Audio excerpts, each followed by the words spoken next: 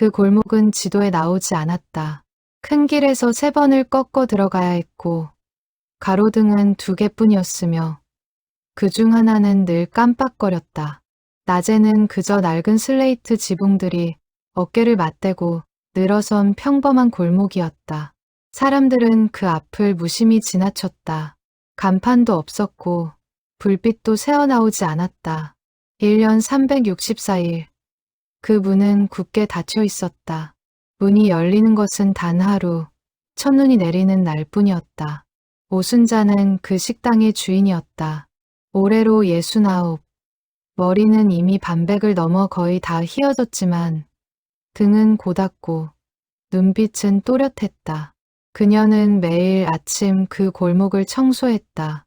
손님이 오지 않는 364일 동안에도 그녀는 빗자루를 들고 골목 어귀부터 식당 문 앞까지 쓸었다.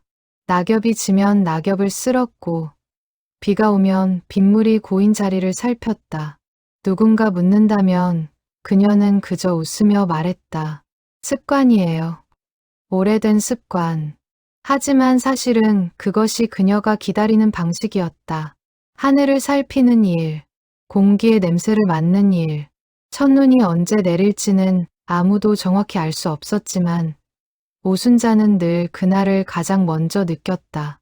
마치 몸 어딘가에 작은 저울이 있어서 구름의 무게와 바람의 결을 미리 재는 것 같았다.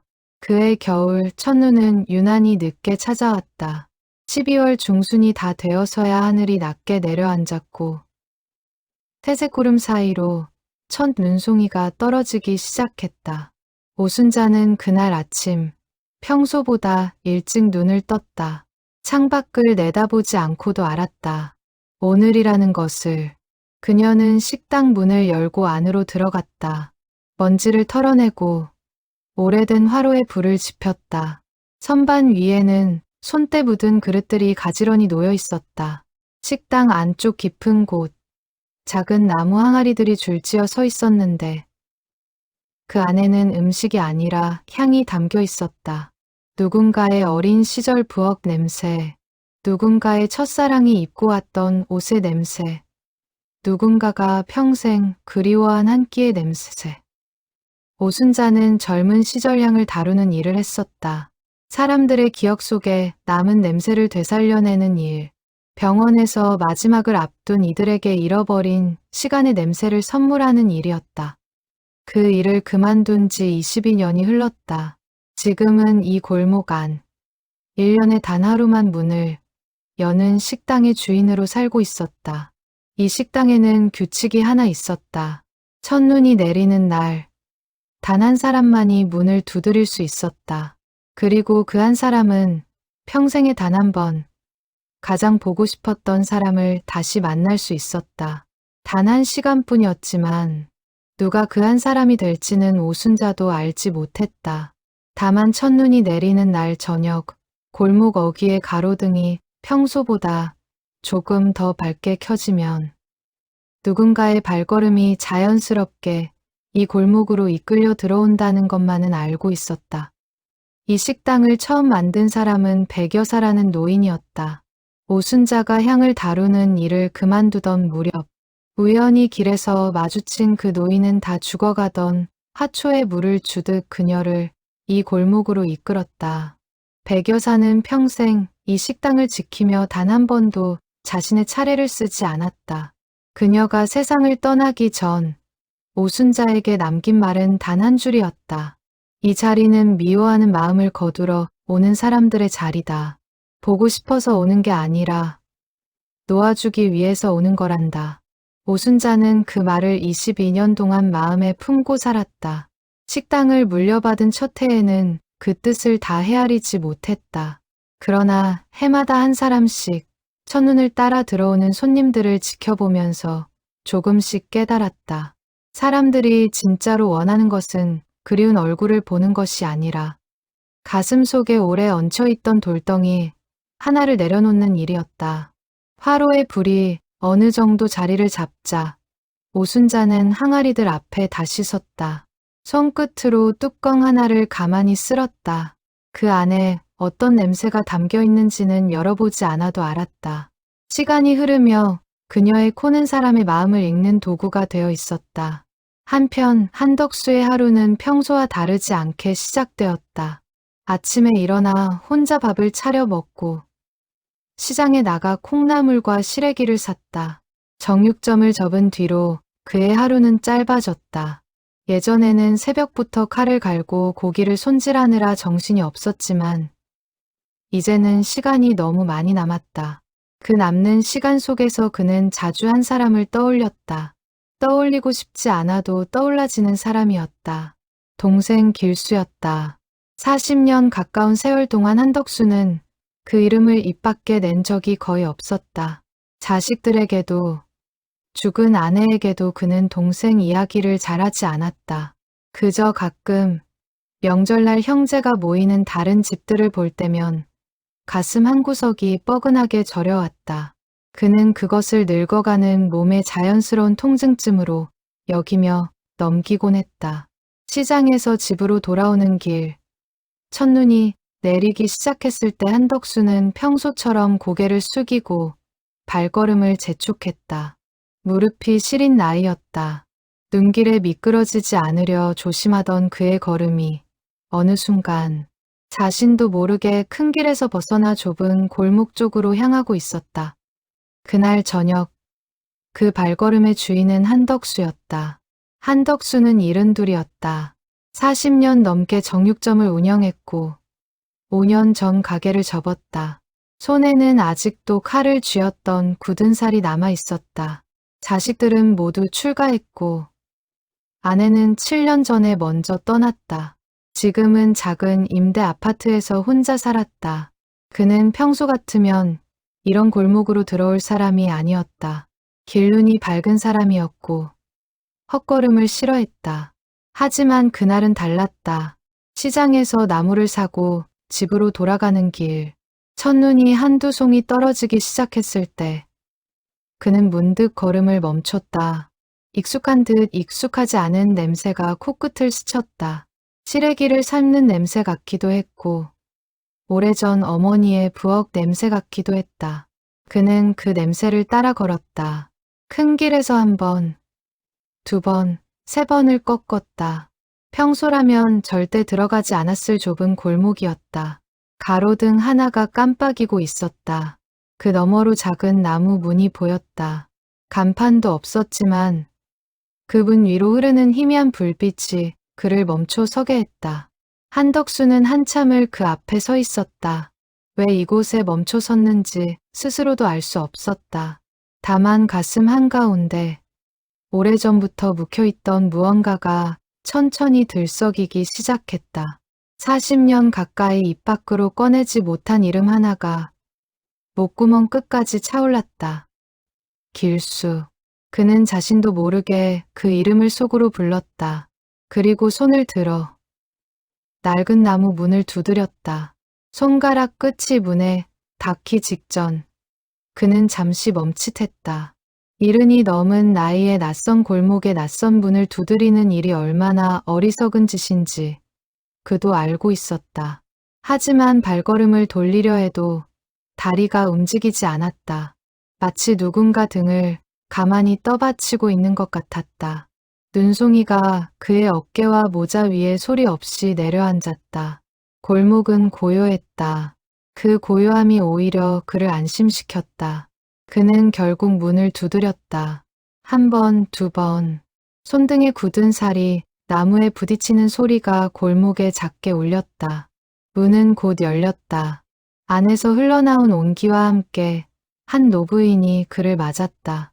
흰머리를 단정히 틀어올린 그녀는 마치 오래전부터 그가 올 것을 알고 있었던 듯 조금도 놀라지 않은 얼굴로 그를 바라보았다. 어서 오세요. 첫눈 오는 날에만 문을 여는 식당입니다. 한덕수는 그제야 자신이 무엇을 향해 걸어왔는지 어렴풋이 깨달았다. 등 뒤로 골목의 가로등이 조용히 흔들렸고 눈은 점점 더 많이 내리고 있었다. 노부인의 눈빛에는 이상하게도 낯설지 않은 따뜻함이 있었다. 한덕수는 평생 누군가에게 자신의 속내를 먼저 보인 적이 없는 사람이었다. 정육점을 운영하던 시절에도 그는 늘 말이 적고 무뚝뚝한 주인으로 통했다. 손님들은 그가 정직하다는 것은 알았지만 그의 속에 무엇이 들어있는지는 누구도 알지 못했다. 그런데 지금 이름도 모르는 노부인의 눈빛 하나에 그는 가슴 한쪽이 스르르 풀리는 것을 느꼈다. 들어오세요. 밖이 차갑습니다. 오순자가 옆으로 물러서며 문을 더 크게 열었다. 한덕수는 잠시 망설이다가 한 발을 들여놓았다. 식당 안에서는 은은한 화로의 열기와 함께 무언가 익숙한 냄새가 그를 감쌌다. 시래기를 삶는 냄새였다. 그것은 분명 그의 어머니가 그리고 그보다 더 오래전 누군가가 끓여주던 국 냄새와 닮아 있었다. 한덕수의 눈가가 영문도 모른 채 시큰해졌다. 식당 안은 좁았지만 단정했다. 낡은 나무 식탁이 5개 정도 놓여 있었고 벽에는 오래된 그림 몇 점이 걸려 있었다. 누가 그렸는지 알 수 없는 그림들이었다. 한 폭에는 소복하게 눈이 쌓인 지붕이, 다른 한 폭에는 등불을 든 사람의 뒷모습이 그려져 있었다. 한덕수는 그림을 보면서 묘한 기시감을 느꼈지만 그것이 무엇 때문인지는 알 수 없었다. 오순자는 그를 창가 자리로 이끌었다. 작은 화로 위에 찬물을 올리고 그녀는 맞은편에 앉았다. 여기까지 오신 데에는 이유가 있을 겁니다. 한덕수는 쉽게 입을 떼지 못했다. 평생 누구에게도 속내를 털어놓지 않고 살아온 사람이었다. 그는 그저 찻잔을 두 손으로 감싸쥐고 그 온기에 손가락을 데우는 척하며 시간을 벌었다. 오순자는 그를 다그치지 않았다. 그녀는 그저 조용히 이 식당에 대해 설명하기 시작했다. 이 식당은 1년에 딱 한 번 첫눈이 내리는 날에만 문을 엽니다. 그리고 그날 단 한 분만이 이 문을 두드릴 수 있어요. 어르신께서 오늘 이 골목으로 들어오신 건 우연이 아닙니다. 그게 무슨 말씀이십니까? 오늘 이 자리에 앉으신 분은 살아오면서 가장 다시 만나고 싶었던 사람을 단 1시간 동안 만나실 수 있습니다. 한덕수는 처음에는 그 말을 제대로 알아듣지 못했다. 그는 헛웃음을 지으며 고개를 저었다. 무슨 그런 말씀을 하십니까? 사람이 죽으면 그걸로 끝이지요. 끝이 아니라고는 말씀드리지 않겠습니다. 다만 이 식당에서는 끝난 줄 알았던 마음 한 자락이 다시 1시간 동안 이어집니다. 그뿐이에요. 오순자의 목소리는 흔들림이 없었다. 거짓을 말하는 사람의 떨림도 미친 소리를 하는 사람의 들뜸도 없었다. 그저 오랜 세월 같은 말을 되풀이해 온 사람의 차분함이 있었다. 한덕수는 그 차분함에 오히려 더 깊이 빠져들었다. 규칙이 몇 가지 있습니다. 오순자가 말을 이었다. 첫째, 이 시간은 단 한 번뿐입니다. 평생에 단 한 번 이 식당의 문을 두드릴 수 있고 그 안에서 단 한 사람만을 만날 수 있어요. 둘째, 시간은 정확히 1시간입니다. 그 이상은 허락되지 않습니다. 셋째, 그 1시간 동안 무엇을 묻고 무엇을 말하든 그것은 어르신의 선택이지만 단 하나 그분에게 함께 머물러 달라거나 다시 살아달라는 부탁은 하실 수 없습니다. 그것은 이 자리의 약속을 깨뜨리는 일이거든요. 한덕수는 묵묵히 그 말을 들었다. 머릿속으로는 여전히 믿기지 않았지만 가슴속 깊은 곳에서는 이미 무언가가 답을 알고 있는 듯했다. 그리고 마지막으로 오순자가 덧붙였다. 이 자리는 그리움을 채우기 위해서가 아니라 마음에 얹힌 짐을 내려놓기 위해서 마련된 자리입니다. 보고 싶은 마음으로만 오시면 그 1시간이 끝난 뒤에 더 무거운 그리움만 안고 돌아가시게 될 거예요. 오순자는 일어나 부엌으로 향했다. 화로 위에 무쇠솥에서 시래기국이 끓고 있었다. 그녀는 국자를 들고 한참 동안 솥 안을 들여다보았다.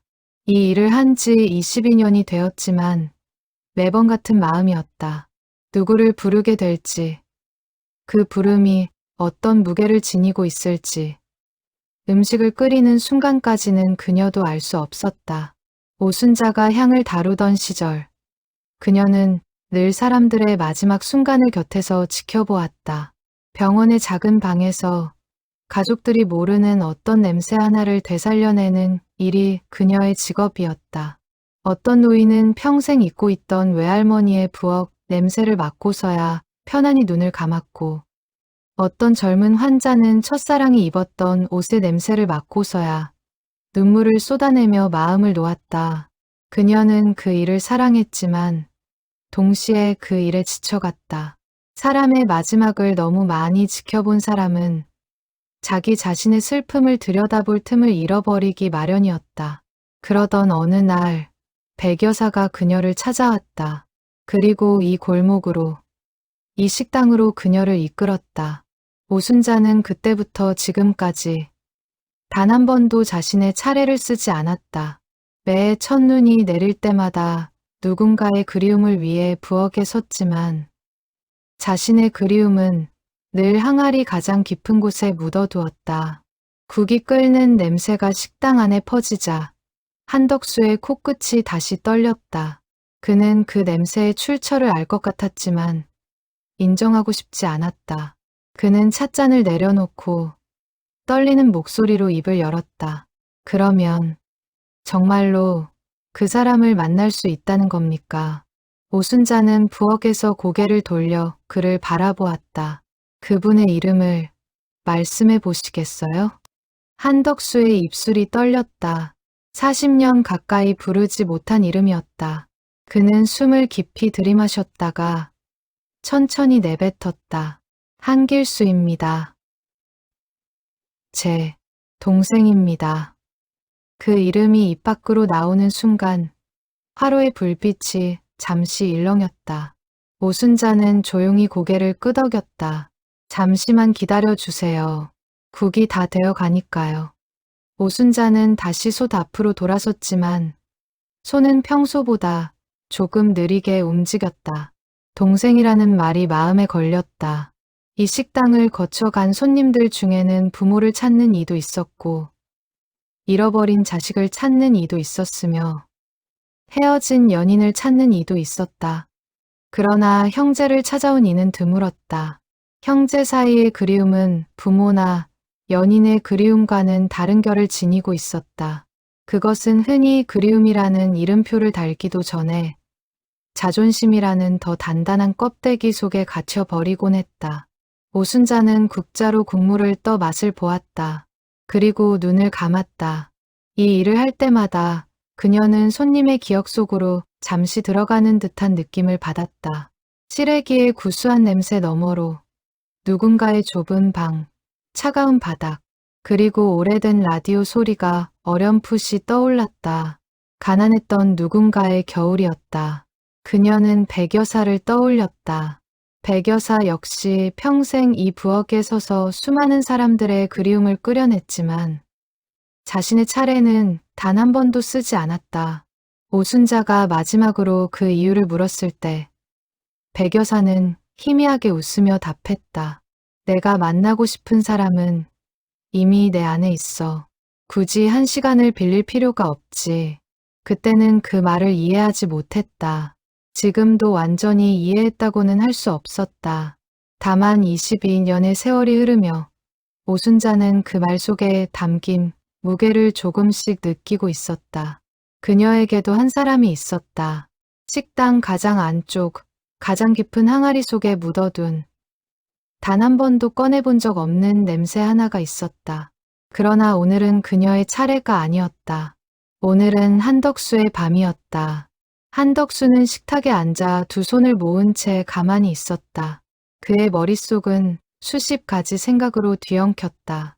정말로 길수를 만날 수 있다는 말을 믿어야 할지, 이 모든 것이 노망난 늙은이의 헛된 망상은 아닌지, 만약 정말로 만난다면 무슨 말부터 꺼내야 할지지. 40년 동안 쌓아둔 말들이 너무 많아서 오히려 입이 떨어지지 않을 것 같았다. 그는 창밖을 바라보았다. 눈은 계속 내리고 있었다. 좁은 골목의 지붕마다 하얗게 쌓여가는 눈을 보며 그는 문득 어린 시절을 떠올렸다. 그와 길수가 함께 눈사람을 만들던 겨울이 있었다. 까마득한 옛날의 일이었다. 그때는 두 형제 사이에 땅도, 돈도, 자존심도 끼어들지 않았다. 그저 차가운 손을 비비며 함께 웃던 두 아이가 있었을 뿐이었다. 다 되었습니다. 오순자의 목소리가 그를 현실로 불러왔다. 그녀는 두 손에 따뜻한 그릇 하나를 받쳐 들고 그의 앞으로 다가오고 있었다. 김이 모락모락 피어오르는 시래기국이었다. 그 냄새가 식당 전체를 가득 채웠고 한덕수는 그 순간 숨을 쉬는 것조차 잊어버릴 만큼 깊은 그리움에 잠겼다. 이 국을 다 드시고 나면 문 너머에서 누군가 들어오실 겁니다. 오순자가 낮은 목소리로 말했다. 놀라지 마세요. 그저 평소처럼 그분을 맞아주시면 됩니다. 한덕수는 숟가락을 들었다. 손이 가늘게 떨렸다. 국물을 한 입 더 넘기는 순간 그의 눈앞에 까마득한 옛날의 풍경들이 안개처럼 피어올랐다 사라졌다. 어머니의 부엌, 좁은 골목, 그리고 그 골목 끝에서 자신을 부르던 어린 목소리 하나가 그는 그 목소리의 주인이 누구인지 이미 짐작하고 있었다. 다만 40년 동안 묻어두었던 그 이름을 다시 마주할 준비가 그에게는 아직 완전하지 않았다. 한덕수와 한길수는 3년 차이 나는 형제였다. 위로 한덕수, 아래로 한길수. 두 형제는 강원도의 작은 산골 마을에서 태어났다. 아버지는 작은 밭대기 하나와 산 아래 비탈진 땅 한 자락을 일구며 살던 농부였다. 어머니는 두 아들을 키우며 틈틈이 삭바느질을 했다. 가난했지만 한덕수의 기억 속 그 시절은 따뜻했다. 집은 방 두 칸짜리 흙벽집이었다. 겨울이면 윗방 아랫방을 가르는 문풍지 사이로 바람이 새어들었고 형제는 한 이불 속에서 서로의 발을 끌어안고 잠들었다. 길수는 잠버릇이 나빠 자다가도 형의 옷자락을 꼭 붙들고 잤다. 한덕수는 가끔 그 손을 떼어내려 했지만 길수가 잠결에 더 세게 움켜쥐면 결국 포기하고 다시 눈을 감았다. 어릴 적 길수는 늘 형의 뒤를 따라다녔다. 한덕수가 산에 나무를 하러 가면 길수도 작은 지게를 메고 따라갔고 한덕수가 냇가에서 고기를 잡으면 길수는 옆에서 물통을 들고 환호성을 질렀다. 형이 가는 곳이면 어디든 따라가려 했고 형이 하는 말이면 무엇이든 옳다고 믿었다. 한덕수는 그것이 귀찮을 때도 있었지만 동생이 자신을 그렇게 믿고 따라준다는 사실이 은근히 자랑스럽기도 했다. 겨울이면 두 형제는 눈사람을 만들었다. 눈이 많이 내린 어느 해 형제는 마을에서 가장 큰 눈사람을 만들겠다고 온종일 눈을 굴렸다. 손이 다 얼어 터졌지만 둘 다 웃고 있었다. 형, 우리 이거 절대 안 무너지게 하자. 길수는 그렇게 말하며 눈사람의 머리에 작은 솔방울 2개를 눈으로 박아 넣었다. 한덕수는 그 모습을 지켜보며 동생의 머리를 쓰다듬었다. 그때는 두 사람 사이에 아무런 그늘도 없었다. 그 눈사람은 사흘 동안 마을 어귀에 서 있다가 날씨가 풀리면서 천천히 녹아 사라졌다. 길수는 눈사람이 녹는 것을 보고 울었고 한덕수는 그런 동생을 보며 어른스러운 척 웃었다. 또 만들면 되지. 그 말에 길수는 눈물을 닦으며 고개를 끄덕였었다. 세월이 흘러 두 형제는 각자의 길을 걸었다. 한덕수는 서울로 올라와 정육점에서 일을 배웠고 길수는 고향에 남아 아버지의 농사일을 도왔다. 그러다 아버지가 갑작스러운 병으로 세상을 떠났다. 한덕수가 32살, 길수가 29살 때였다. 아버지가 남긴 것은 많지 않았다. 산 아래 작은 밭 한 자락과 오래된 집 한 채가 전부였다. 어머니는 이미 몇 해 전에 돌아가신 뒤였기에 그 작은 유산을 두고 형제가 마주 앉았다. 처음에는 별일 없이 넘어갈 것 같았다. 그러나 그 무렵 마을 근처로 도로가 새로 뚫린다는 소문이 돌았다. 아버지가 남긴 밭이 그 도로와 가까워 땅값이 갑자기 오를 것이라는 이야기가 퍼졌다.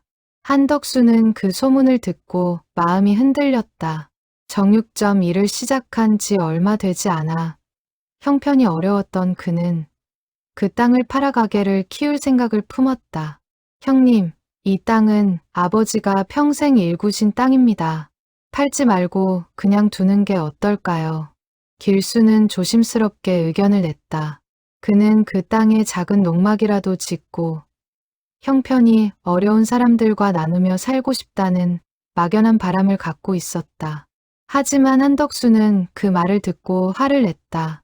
너는 여기 남아서 편하게 살았으니 그런 소리가 나오지. 나는 서울에서 칼질하며 산다. 이 땅 팔아서 가게 키우면 우리 둘 다 더 잘 살 수 있어. 말다툼은 점점 거칠어졌다. 누가 더 효자였는지, 누가 더 부모님 곁을 지켰는지를 따지는 데까지 이르렀다. 결국 형제는 등기 문제로 변호사 사무실까지 찾아가게 되었고, 그 과정에서 서로에게 차마 입에 담지 못할 말들을 쏟아냈다. 형님은 늘 그랬어요. 자기 생각만 하고 어머니 아버지 다 떠나신 마당에 이제 와서 무슨 형 노릇을 하려고 하십니까? 길수의 그 말이 한덕수의 가슴에 가장 깊이 박혔다. 한덕수는 그 자리에서 더 큰 소리로 맞받아쳤다. 그래, 나는 자기 생각만 하는 놈이다. 너랑은 이제 끝이다. 다시는 보지 말자. 그날 이후 두 형제는 정말로 다시 만나지 않았다. 땅은 결국 한덕수의 뜻대로 팔렸다. 그는 그 돈으로 정육점을 키웠고 사업은 제법 잘 되어 자식들을 키우고 집을 장만할 수 있었다. 반면 길수는 고향을 떠나 작은 도시로 흘러갔다는 소식만 간간히 들려왔다. 처음 몇 년은 한덕수도 동생에게 미안한 마음이 있었다. 하지만 자존심이 그 마음을 막았다. 먼저 연락하면 지는 것 같았다. 길수도 마찬가지였을 것이다. 시간이 흐르며 두 형제 사이의 침묵은 점점 더 단단해졌고 결국 누구도 먼저 그 벽을 두드리지 못했다. 그러다 한덕수가 쉰을 넘긴 어느 해 먼 친척을 통해 길수의 소식이 들려왔다. 길수가 작은 도시 변두리에서 구두를 고치는 일을 하며 혼자 산다는 것이었다. 결혼도 하지 않았고 자식도 없다고 했다. 한덕수는 그 소식을 듣고도 연락하지 않았다. 동생이 고생하며 산다는 사실에 마음이 쓰였지만 동시에 작은 안도감 같은 것도 있었다. 자신이 옳았다는 비뚤어진 확신이었다. 그리고 몇 년 후 길수가 죽었다는 소식이 들려왔다. 45의 나이였다. 지병으로 오래 앓다가 작은 새방에서 홀로 숨을 거두었다고 했다. 장례는 동네 사람 몇이 치러주었고 한덕수는 그 소식을 듣고도 장례식장에 가지 않았다. 가지 못한 것이 아니라 가지 않은 것이었다. 그날의 선택은 이후 40년 가까운 세월 동안 그의 가슴에 가장 깊은 흉터로 남았다. 그날을 떠올리면 한덕수는 늘 같은 장면이 떠올랐다. 부고를 전해준 먼 친척의 전화를 받고 그는 정육점 안쪽 작은 방에 한참을 앉아 있었다. 아내가 무슨 일이냐고 물었지만 그는 그저 고개를 저으며 아무것도 아니다라고 답했다. 그날 밤 그는 가게 문을 닫고 평소보다 일찍 집으로 돌아갔지만 끝내 상복을 입지 않았다. 자존심이라는 것이 그렇게 무서운 것인 줄 그때는 몰랐다. 아내는 살아있을 때 가끔 그에게 동생 이야기를 물었다. 당신 동생이 하나 있다고 하지 않았어요? 명절에 한 번도 안 오시던데. 한덕수는 그럴 때마다 말을 돌렸다. 그런 사람 없다고 생각하고 살아. 아내는 더 묻지 않았지만 어느 날 우연히 동네 사람을 통해 길수의 부고 소식을 알게 된 뒤로는 남편을 보는 눈빛이 조금 달라졌다. 그녀는 끝내 아무 말도 하지 않았지만 그 침묵 속에는 안타까움이 담겨 있었다. 한덕수는 그 눈빛을 평생 잊지 못했다. 그날 이후로 아내는 가끔 명절 음식을 평소보다 조금 더 넉넉하게 차렸다. 누구를 위한 것인지 말하지 않았지만 한덕수는 그녀가 보이지 않는 자리 하나를 마음속에 만들어두고 있다는 것을 어렴풋이 느꼈다. 그는 그 마음이 고맙고도 미안해서 차마 아내에게 고맙다는 말 한마디도 건네지 못했다. 그것이 또 하나의 그가 평생 후회하는 미완의 말이 되었다. 세월이 흐를수록 한덕수는 자신이 했던 말들을 곱씹게 되었다. 다시는 보지 말자는 그 한마디가 정말로 영원히 되어버릴 줄은 32살의 그는 알지 못했다. 사람은 늘 화해할 시간이 충분히 남아있다고 믿으며 산다. 내일이 있고 다음 명절이 있고 언젠가 마음이 풀리면 그때 연락하면 된다고 생각한다. 하지만 그 언젠가는 끝내 오지 않을 수도 있다는 것을 한덕수는 동생의 죽음 앞에서야 비로소 배웠다. 정육점을 운영하던 40여 년 동안 한덕수는 누구보다 정직한 주인으로 살았다. 저울을 속이지 않았고 손님에게 늘 좋은 부위를 골라주었다. 사람들은 그를 무뚝뚝하지만 믿을 수 있는 사람이라 평가했다. 그러나 그 정직함 뒤에는 동생에게는 끝내 정직하지 못했던 한 남자의 회한이 숨어 있었다. 가게를 접고 혼자가 된 뒤로 그 회한은 더욱 짙어졌다. 텔레비전에서 형제 이야기가 나오면 채널을 돌렸고 명절이면 일부러 먼 곳으로 여행을 떠나 외로움을 피했다. 그러나 어디로 가도 동생의 얼굴은 그를 따라다녔다. 이제 그는 시래기국 한 그릇을 앞에 두고 40년 동안 차마 꺼내지 못했던 그 얼굴을 마주할 참이었다. 식당 안에 화로가 가만히 일렁였고 그의 숨소리만이 고요한 공간을 채우고 있었다. 국물을 3숟갈쯤 떠넘겼을 때였다. 식당 안의 불빛이 갑자기 따뜻한 주황빛으로 부드럽게 번졌다. 바람도 없는데 화로의 불꽃이 일순 크게 일었다가 다시 잦아들었다. 한덕수는 숟가락을 든 채 그 변화를 느끼지 못할 정도로 국물에 정신을 빼앗겨 있었다. 그때 식당 문 쪽에서 발소리가 들렸다. 한덕수는 천천히 고개를 들었다. 문이 열려 있지 않았는데 누군가가 그 앞에 서 있었다. 낡은 회색 점퍼를 입은 한 남자였다. 머리는 희끗희끗했지만 한덕수가 마지막으로 기억하는 동생의 모습보다는 훨씬 더 평온한 얼굴이었다. 한쪽 다리를 살짝 끌며 걷는 걸음걸이, 그리고 손에 늘 들고 다니던 작은 가방. 그것은 분명 구두를 고치는 도구가 든 가방이었다. 형, 그 한마디에 한덕수의 숟가락이 그릇 안으로 떨어졌다. 국물이 식탁 위로 조금 튀었지만 그는 그것을 신경 쓸 겨를이 없었다. 그는 자리에서 천천히 일어섰다. 다리가 휘청거렸다. 길수야? 남자는 가만히 고개를 끄덕였다. 그의 눈가에도 옅은 물기가 어려 있었다. 두 사람은 한참을 그 자리에 서서 서로를 바라보기만 했다. 40년의 세월이 두 사람 사이의 공기 속에 무겁게 가라앉아 있었다. 한덕수는 다가가야 할지 멈춰 서 있어야 할지 알 수 없었다. 평생을 살면서 이렇게 막막한 순간은 처음이었다. 결국 먼저 움직인 것은 길수였다. 그는 절뚝거리는 걸음으로 천천히 형에게 다가왔다. 많이 늙으셨네요. 형. 그 말에 한덕수는 헛웃음을 지었다. 웃음과 울음의 경계에 선 듯한 표정이었다.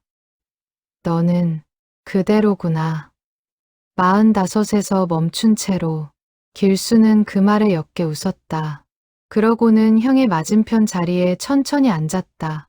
오순자는 어느 틈에 부엌 쪽으로 조용히 물러나 두 형제만의 시간을 위해 자리를 비켜주고 있었다. 형이 여기 올 줄은 몰랐습니다. 길수가 먼저 입을 열었다.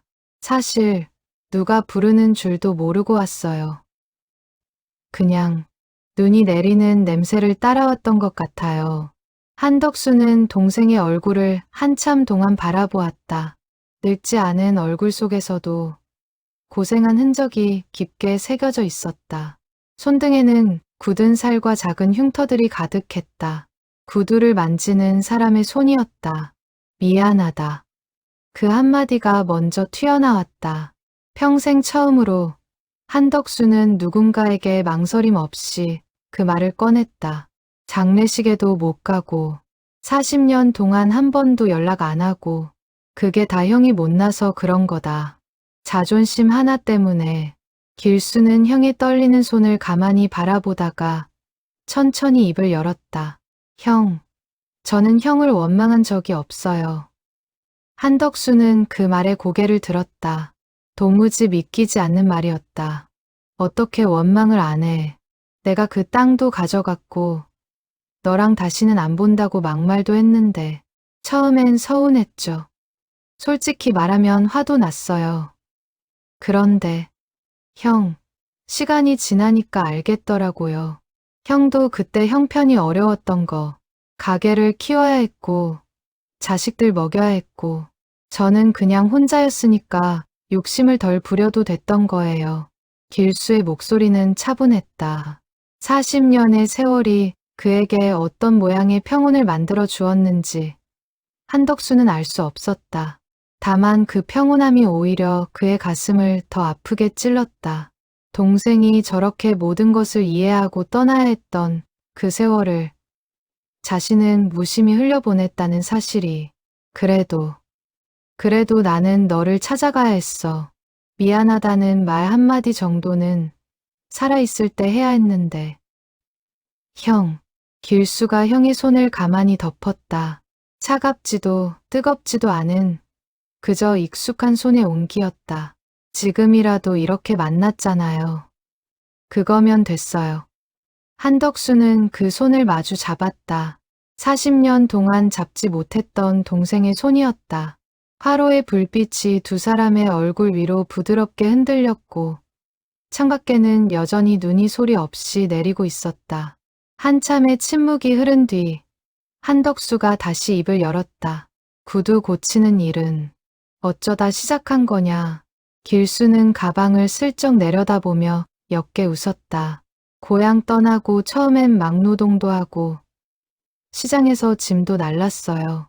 그러다 어느 구두방 노인 밑에서 일을 배우게 됐죠. 손재주가 있다고 하시더라고요. 그게 그나마 저한테 맞는 일이었어요. 누구의 발이든 어떤 신발이든 고치고 나면 다시 걸을 수 있게 되잖아요. 그게 좋았어요. 고생 많이 했겠구나. 고생이라기보단 그냥 제 삶이었어요. 형은 가게 잘 운영하셨다고 들었어요. 자식들도 다 잘 키우셨고, 그래, 큰 걱정 없이 살았다.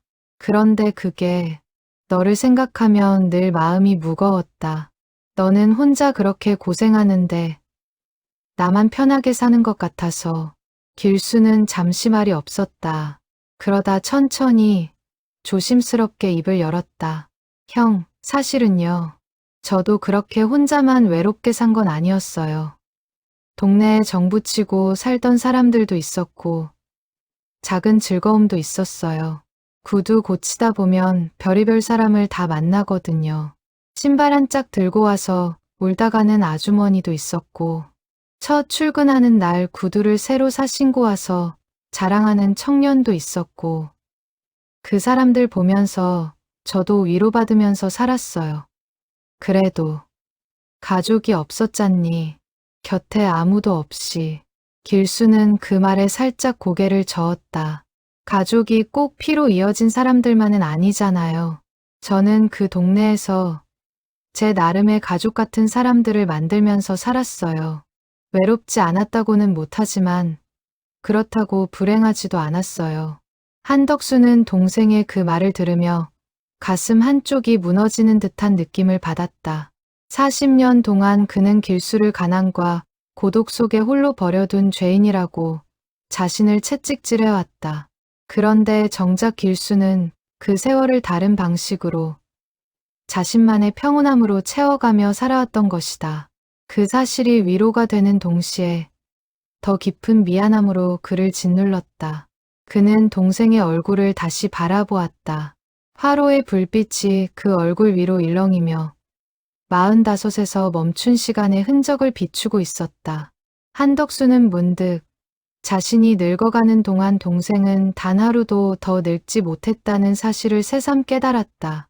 그것이 그에게는 또 다른 슬픔으로 다가왔다. 길수가 누려야 했을 모든 평범한 날들, 결혼하고 자식을 키우고 늙어가는 그 흔한 시간들을 동생은 끝내 가져보지 못한 것이었다. 형, 국 다 식겠어요. 좀 드세요. 길수가 그렇게 말하며 형의 그릇을 슬쩍 가리켰다. 한덕수는 그제야 자신이 국그릇을 거의 잊고 있었다는 것을 깨달았다. 그는 숟가락을 다시 들었지만 손이 떨려 국물을 제대로 뜨지 못했다.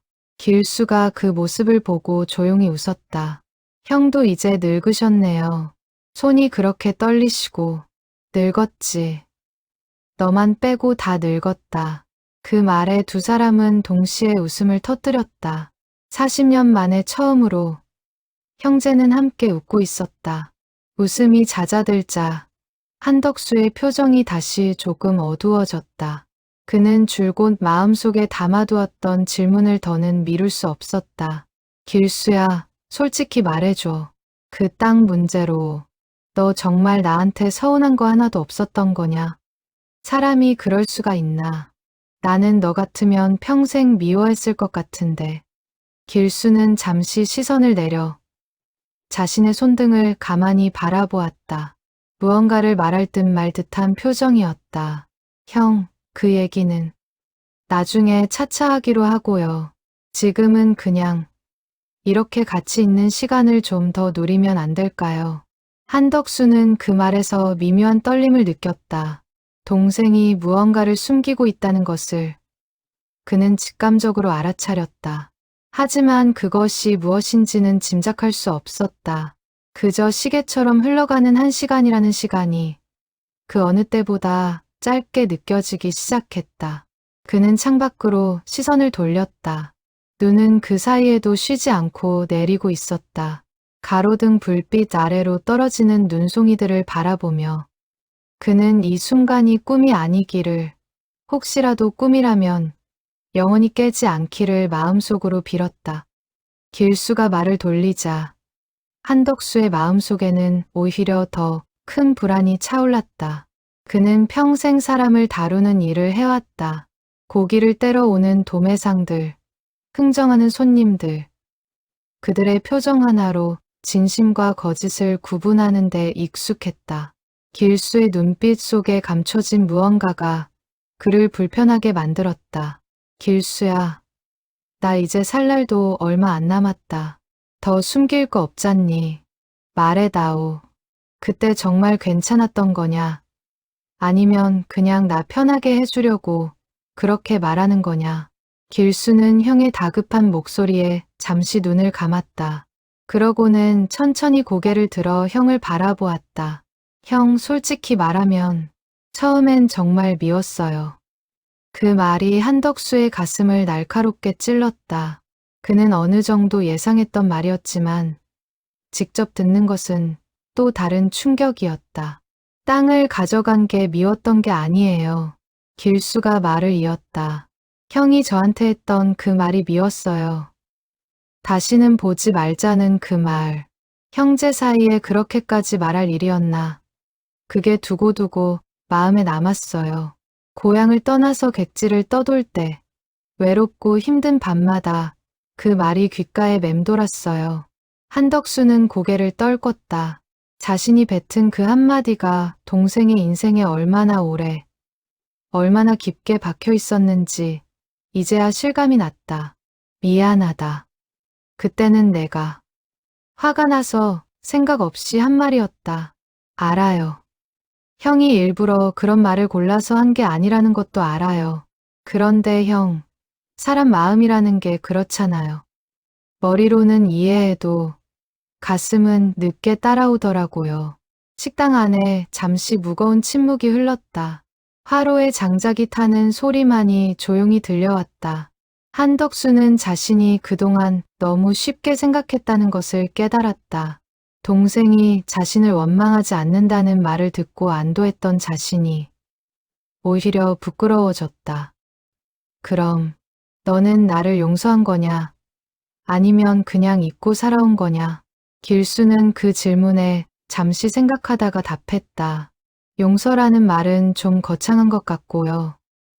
그냥 살다 보니 미움이라는 감정을 붙잡고 있는 게 너무 무거워서 어느 순간부터 조금씩 내려놓게 됐어요. 형을 미워하는 데 쓰는 힘으로 차라리 제 하루를 살아가는 데 쓰자고 생각했어요. 그게 쉬운 일이 아니었을 텐데 쉽지 않았죠. 명절 때마다 다른 집 형제들 모이는 거 보면 마음이 헛헛했어요. 그런데 형, 저도 형한테 미안한 게 있어요. 한덕수는 의외의 말에 고개를 들었다. 내가 나한테 미안할 게 뭐가 있어. 다 내 잘못인데. 저도 한 번은 형 찾아가려고 했었어요. 형 정육점 앞까지 갔다가 그냥 돌아왔어요. 형이 행복하게 가게 운영하면서 사는 거 보니까 괜히 찾아가서 분위기 망치고 싶지 않더라고요. 그게 자존심이었는지 배려였는지 저도 잘 모르겠어요. 한덕수는 그 말에 가슴이 무너지는 것 같았다. 동생도 그렇게 가까이까지 다가왔다가 돌아섰던 적이 있었다는 사실을 알게 되자 두 사람이 함께 만들어온 40년의 침묵이 더욱 안타깝게 느껴졌다. 그때 들어왔으면 좋았을 텐데. 내가 그렇게 나쁜 형이 아니었을 거다. 알아요, 형. 그냥 그때는 둘 다 너무 어렸던 것 같아요. 나이는 먹었지만 마음은 어렸던 거죠. 한덕수는 그 말을 곱씹었다. 마음은 어렸던 거죠. 그 한마디가 그의 평생을 관통하는 듯했다. 그는 정육점을 운영하며 수많은 사람들 앞에서 어른인 척, 단단한 척 살아왔다. 그러나 동생 앞에서만큼은 그는 늘 자존심 하나로 버티던 어린아이였는지도 몰랐다. 그 자존심이 40년이라는 시간을 통째로 삼켜버렸다는 사실을 이제야 절절히 깨닫고 있었다. 길수야, 나는 솔직히 말하면 너 잘 살고 있다는 소식 들을 때마다 마음이 복잡했다. 잘 사는 게 다행스러우면서도 한편으로는 내가 미안해할 일이 없어지는 것 같아서 안심도 됐어. 그게 얼마나 못된 마음인지 이제야 알겠다. 길수는 형의 그 고백에 잠시 말이 없었다. 그러다 조용히 입을 열었다. 형, 사람 마음이 그렇게 단순하지 않잖아요. 형도 그 안에서 나름대로 괴로웠을 거예요. 저도 알아요. 형이 저를 완전히 잊고 산 게 아니라는 거 어떻게 알아. 명절마다, 제사 때마다 형이 저 몫의 음식을 따로 차려놓았다는 얘기 먼 친척한테 들었어요. 한덕수는 그 말에 멈칫했다. 사실이었다. 명절이면 그는 늘 차례상 한쪽에 작은 그릇 하나를 더 놓았다. 가족들은 그것이 누구를 위한 것인지 묻지 않았고 그도 설명하지 않았다. 그저 묵묵히 매번 그 자리를 비워두지 않았을 뿐이었다. 그게 너한테까지 들렸구나. 작은 마을이잖아요. 형, 소문은 빠르게 돌아요. 길수가 옅게 웃었다. 그 얘기 듣고 사실 마음이 많이 풀렸어요. 형도 저를 완전히 지운 게 아니구나 싶어서 화로의 불빛이 두 사람의 얼굴 위로 부드럽게 일렁였다. 한덕수는 자신이 그동안 얼마나 많은 마음을 표현하지 못한 채 살아왔는지 새삼 깨달았다. 차례상의 그릇 하나로는 40년의 침묵을 다 메울 수 없었다는 것도 오순자는 부엌 한쪽에서 그 광경을 조용히 지켜보고 있었다. 그녀는 이런 순간을 수없이 보아왔다. 화해는 결코 단번에 이루어지지 않았다. 미움과 그리움, 자존심과 후회가 켜켜이 쌓인 마음은 1시간이라는 짧은 시간 안에서도 천천히 조심스럽게 한 겹씩 벗겨져야 했다. 그녀는 시계를 슬쩍 바라보았다. 1시간 중 이미 절반이 흘러 있었다. 한덕수는 다시 길수의 손을 바라보았다. 굳은 살이 가득한 손. 작은 칼자국과 송곳에 찔린 흉터들이 곳곳에 남아있는 손이었다. 그는 그 손을 보며 문득 이상한 점을 느꼈다. 너무도 많은 흉터였다. 단순히 구두를 고치는 일만으로 생기기에는 그 흉터의 개수가 지나치게 많아 보였다. 길수야, 그 손은 왜 이렇게 흉터가 많니? 구두 고치는 일이 그렇게 험한 일이었나? 길수는 자신의 손을 슬쩍 내려다보았다. 잠시 머뭇거리는 기색이 스쳤다. 그냥 오래 일하다 보면 다 그렇게 돼요. 손에 흉터 없는 직공이 어디 있겠어요. 한덕수는 그 대답이 어딘가 부족하다고 느꼈지만 더 캐묻지 않았다. 그는 동생의 손등을 가만히 쓸어보았다. 40년 전 어린 시절 함께 눈싸움을 하다가 생긴 작은 흉터 하나가 아직도 그 자리에 남아 있었다. 그것만은 변하지 않았다는 사실에 그는 묘한 안도감을 느꼈다. 그는 다른 질문을 던졌다. 먹고 사는 건 괜찮았던 거냐? 구두 고치는 일로 형편이 넉넉했을 것 같지는 않은데. 넉넉하진 않았죠. 그런데 사람이 살아가는데 그렇게 많은 게 필요한 건 아니더라고요. 작은 방 하나, 끼니 챙길 정도의 돈, 그리고 마음 둘 곳 하나면 됐어요. 마음 둘 곳이라니 그게 뭐였는데. 길수는 그 질문에 살짝 웃었다. 입가에 옅은 미소가 번졌지만 눈빛에는 무언가를 숨기는 듯한 그늘이 어렸다.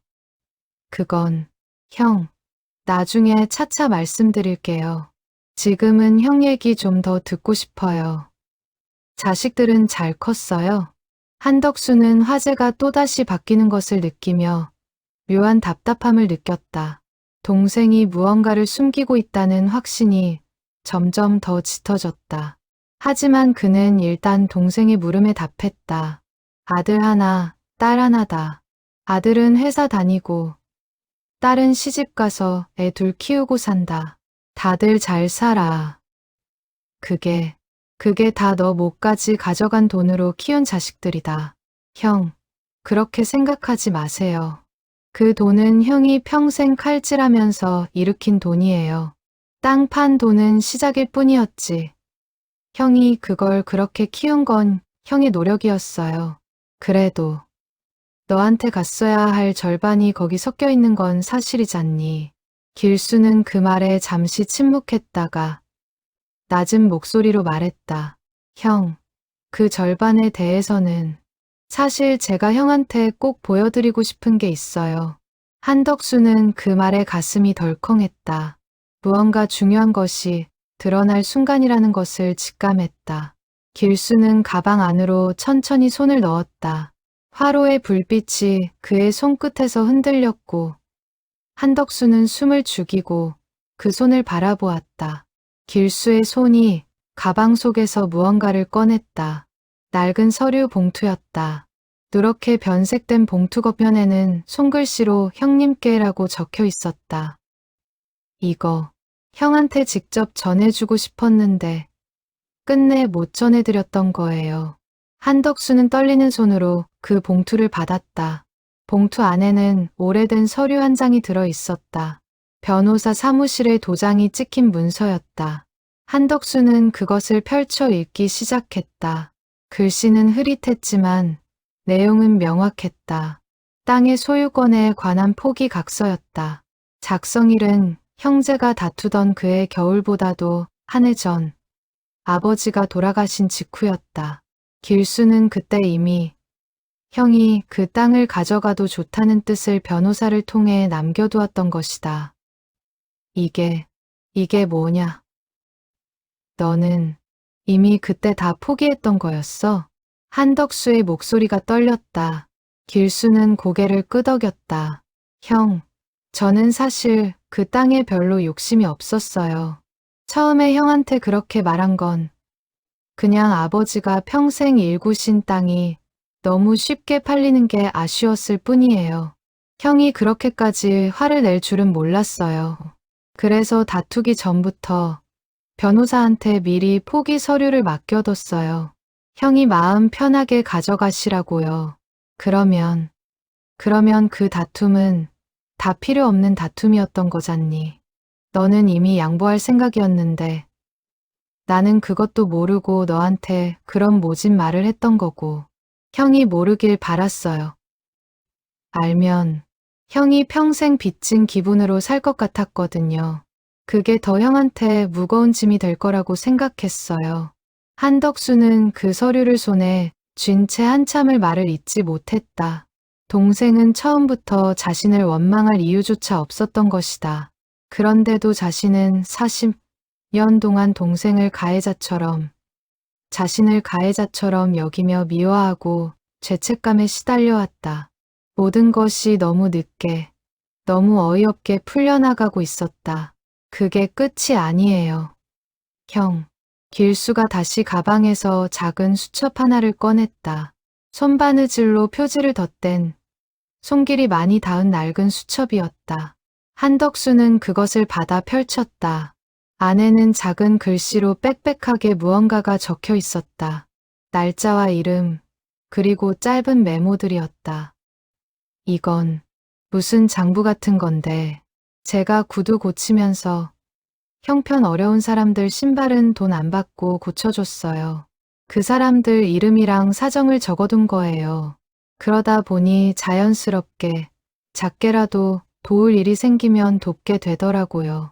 구두빵 하면서 번 돈이 많지는 않았지만 그래도 매달 조금씩 떼어서 형편이 정말 어려운 이웃들한테 익명으로 보냈어요. 한덕수는 수첩을 넘기다가 한 페이지에서 손을 멈췄다. 거기에는 익숙한 이름이 적혀 있었다. 한덕수의 아들 이름이었다. 그 옆에는 짧은 메모가 있었다.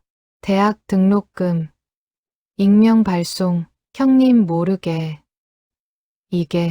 이게 뭐야? 우리 아들 등록금을 내가? 형이 정육점이 한번 크게 어려웠던 해 있었잖아요. 그때 아들이 대학 가야 하는데 형편이 안 됐다는 얘기. 먼 친척한테 들었어요. 그래서 조금이라도 보탰어요. 형이 알면 또 자존심 상해할 것 같아서 그냥 익명으로요. 동네 장학회 이름을 빌려서 보냈어요. 한덕수는 그 페이지를 손가락으로 짚은 채 끝내 말을 잇지 못했다. 그의 눈에서 굵은 눈물이 떨어져 수첩 위로 번졌다. 동생은 자신이 가장 어려웠던 순간에 가장 가까운 곳에서 가장 조용한 방식으로 그를 도와주고 있었던 것이다.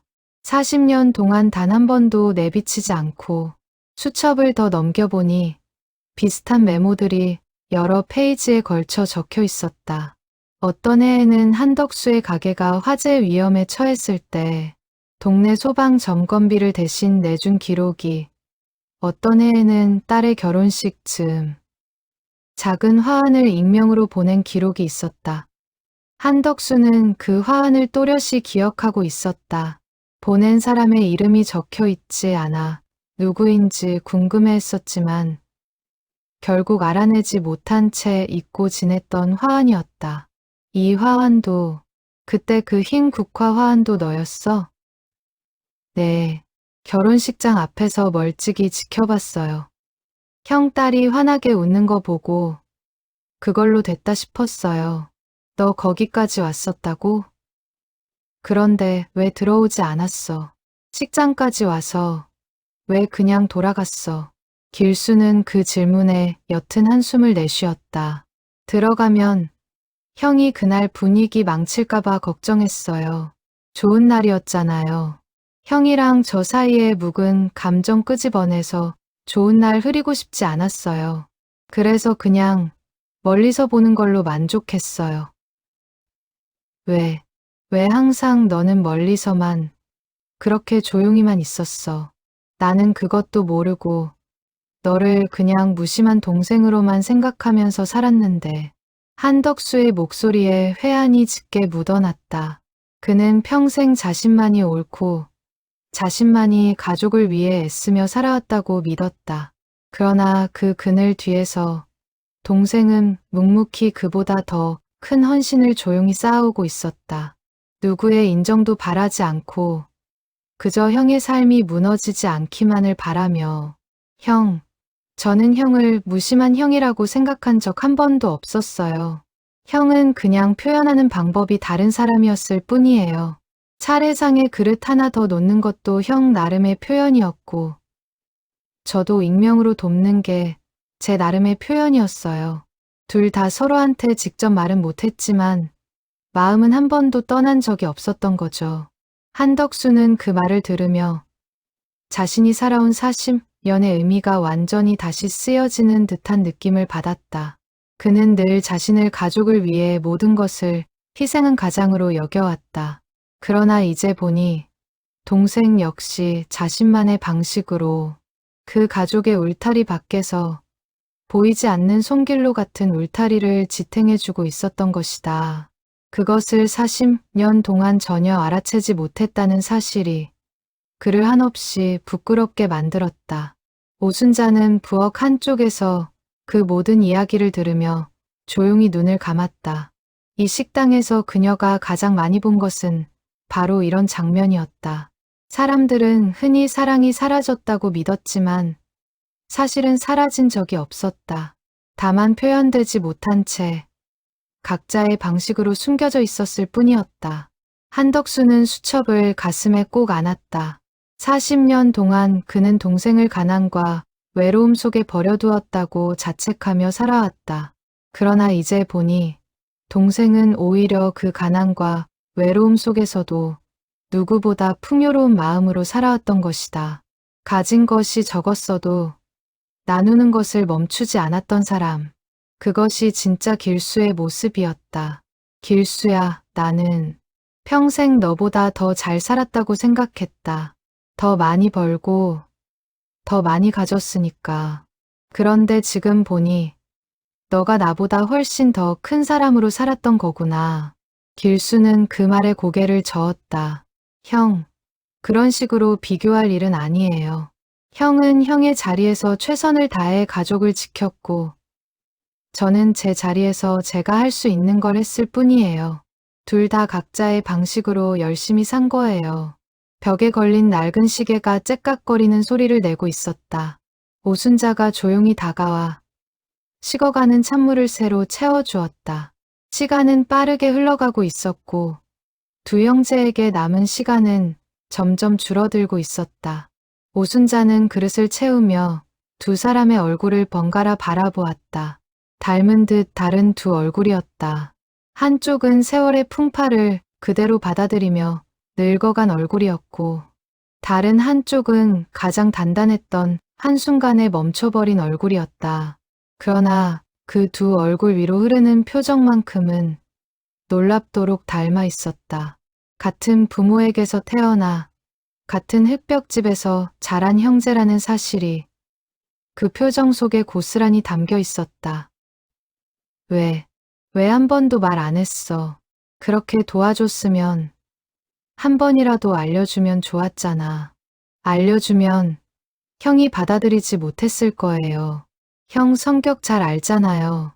동생한테 도움받는 거 죽어도 못 받아들였을 사람이에요.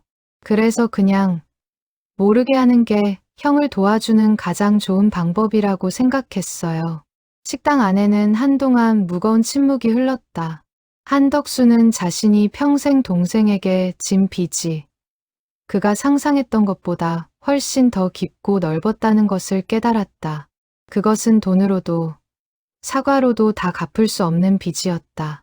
동생은 미움 대신 사랑을, 원망 대신 익명의 보살핌을 선택하며 평생을 살아왔던 것이다.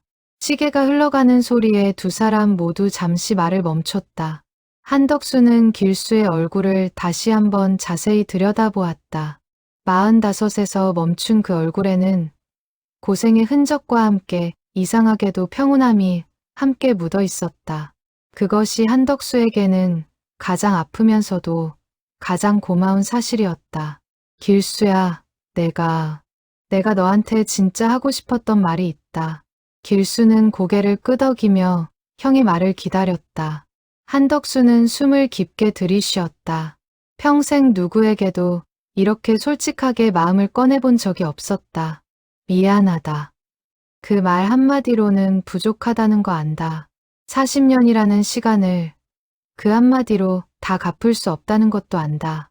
하지만 그래도 말해야겠다. 미안하다. 길수야. 형 노릇 제대로 못해서, 동생 하나 제대로 못 지켜서 내가 외롭게 살다가 그렇게 가는 동안 형이라는 사람은 자존심만 붙들고 모른 척하고 살았다. 길수의 눈에서도 눈물이 흘러내렸다. 그는 형의 손을 두 손으로 꼭 잡았다. 형, 저도 할 말이 있어요. 저도 형한테 미안해요. 형이 그렇게 자존심 부릴 때 저도 한 번쯤은 먼저 손을 내밀 수 있었는데 저도 똑같이 자존심 부렸어요. 형만 잘못한 거 아니에요. 저도 같이 만든 40년이에요. 아니다. 내가 더 잘못했다. 형이 동생한테 그런 말을 하면 안 되는 거였어.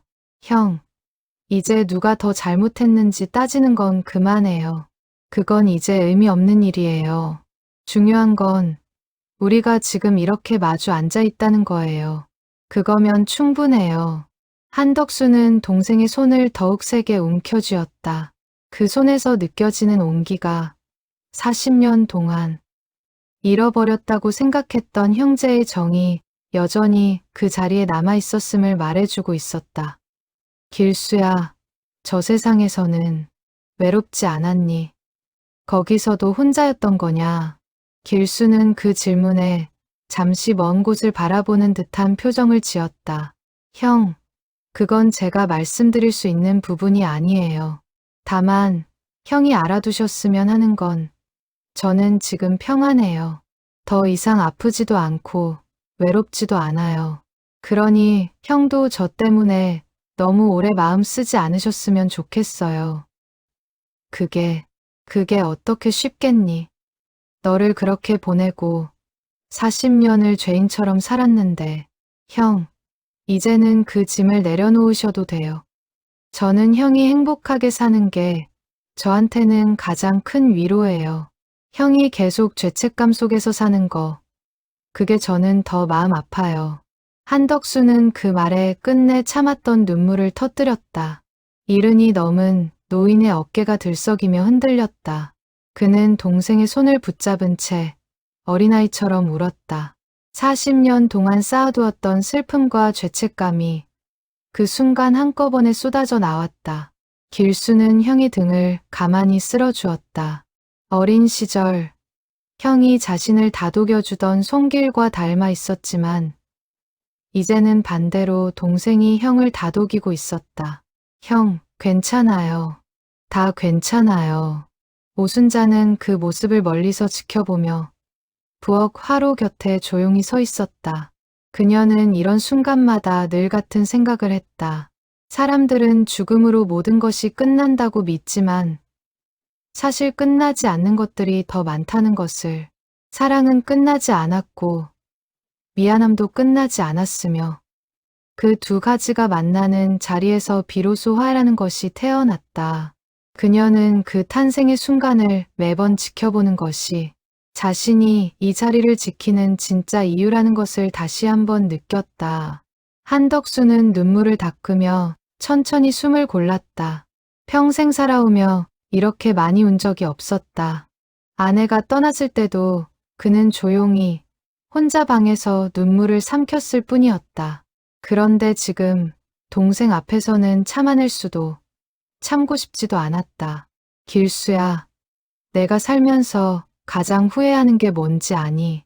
너랑 등기 문제로 싸우고 나서 그 다음 명절에 어머니 제사 지내러 고향에 갔을 때였다. 너도 거기 왔다는 걸 동네 사람한테 들었는데 일부러 시간을 다르게 맞춰서 안 마주치게 갔었어. 그날 너랑 같이 제사상 앞에 서 있었으면 우리 둘 다 그렇게 오래 떨어져 살지 않았을지도 몰라. 길수는 그 이야기에 조용히 고개를 끄덕였다. 저도 기억나요. 그날 형이 다른 시간에 왔다는 거 알고 사실 서운하기도 했지만 한편으로는 차라리 다행이라고 생각했어요. 그때는 저도 형 얼굴 보면 무슨 말이 나올지 몰라서 무서웠거든요. 그래, 우리 둘 다 똑같이 겁쟁이였던 거지. 두 사람은 그 말에 서로를 바라보며 옅게 웃었다. 눈물과 웃음이 동시에 얼굴에 번지는 묘한 표정이었다. 오순자는 그 모습을 보며 부엌으로 돌아가 작은 접시에 따뜻한 떡 몇 조각을 담아 가져왔다. 두 분, 이것 좀 드시면서 얘기 나누세요. 시간이 얼마 남지 않았어요. 길수는 그 떡을 보고 눈을 크게 떴다. 이거, 인절미네요. 어머니가 해주시던 거랑 똑같이 생겼어요. 그래, 어머니가 명절마다 해주시던 인절미다. 너 좋아한다고 콩가루를 항상 2배로 묻혀주셨잖아. 형도 기억하시네요. 기억하지. 다 기억하고 있다.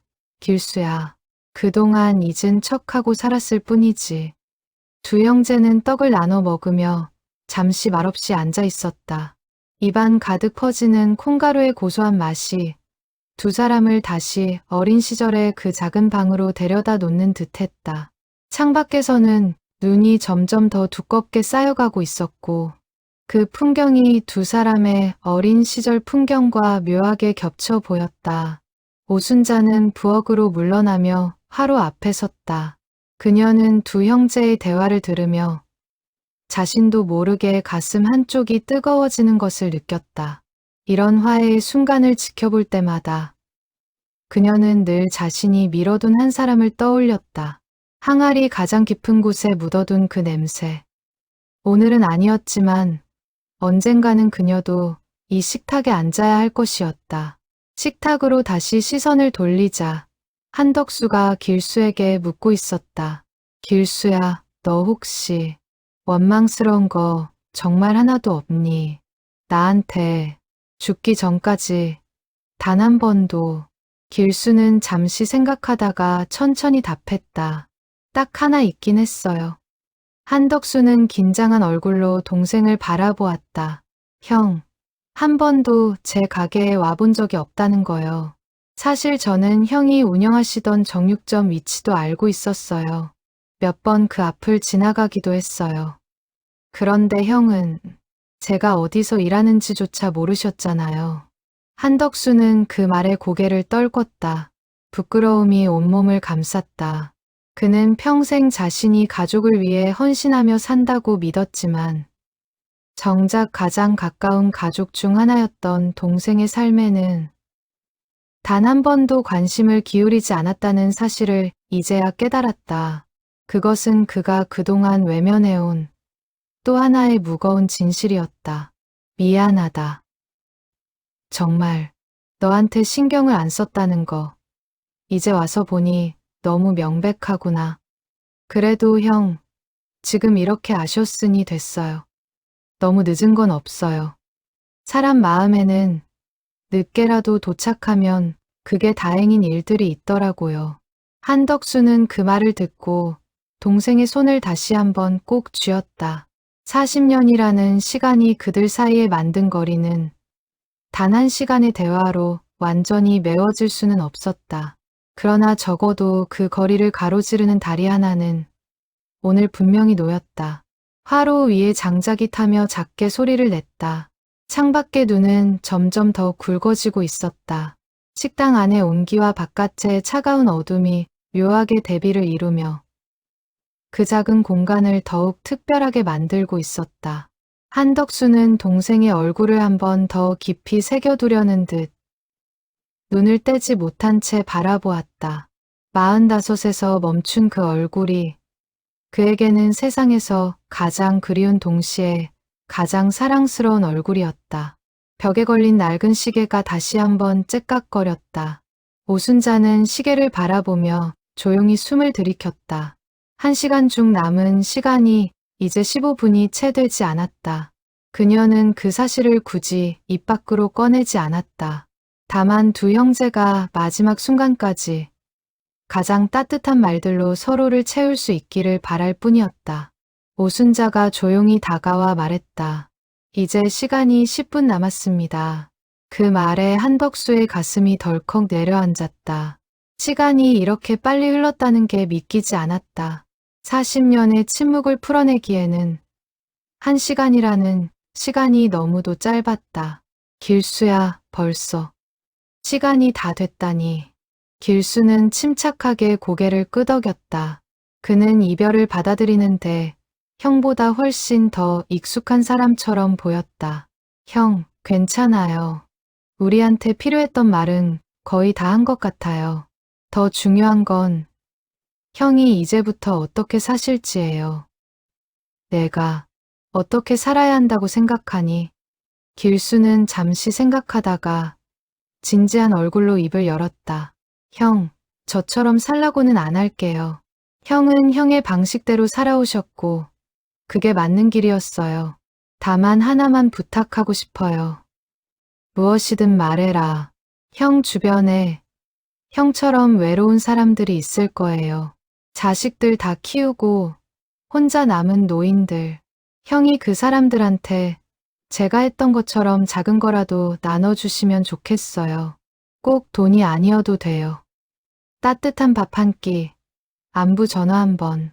그런 작은 것들이 누군가에게는 정말 큰 힘이 되거든요.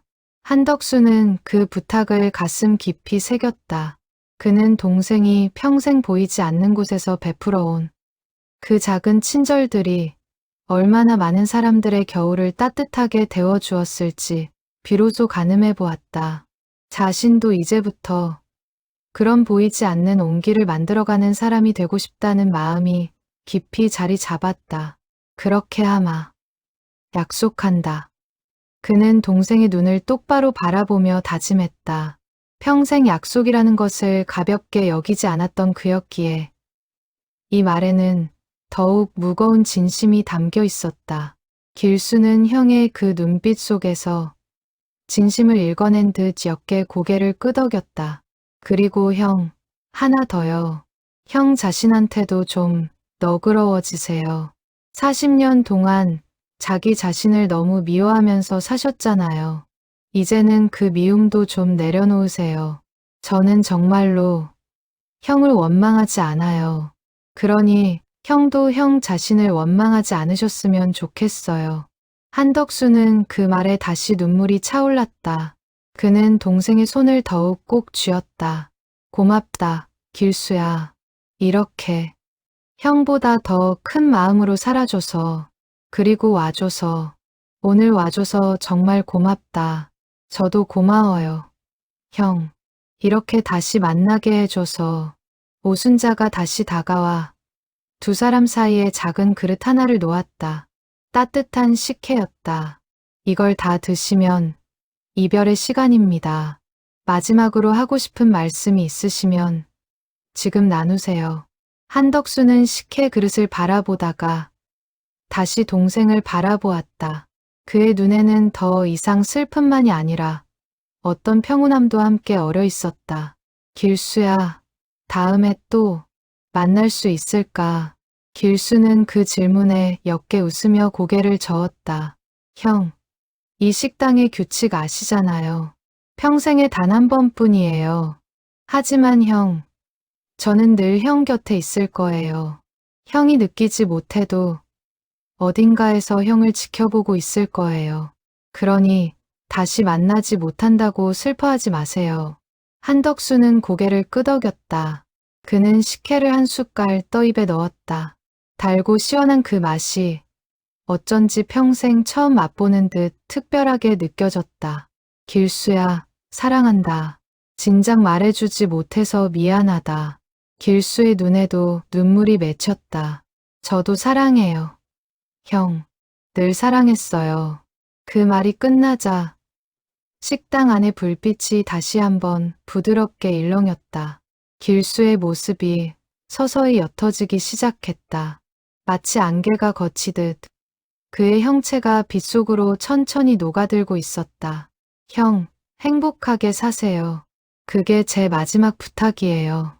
그 말을 끝으로 길수는 완전히 사라졌다.